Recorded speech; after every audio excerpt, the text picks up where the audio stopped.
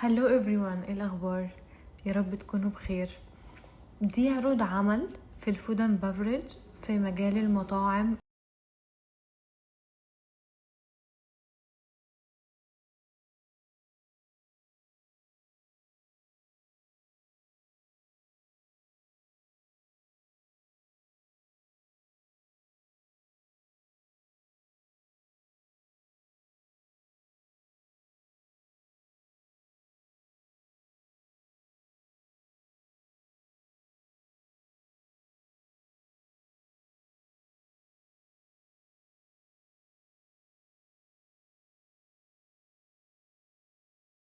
حتى لو انت من سن 18 سنة لحد 30 سنة تقدر تبدأ من غير ولا اي خبرة.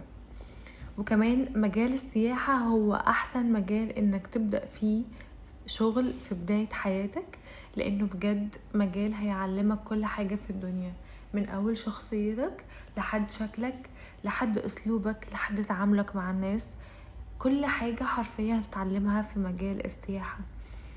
فدول 5 اوفرز، اتمنى ان شاء الله تقبل اوفر منهم، وان شاء الله تتقبل وتكون احسن حد في الدنيا.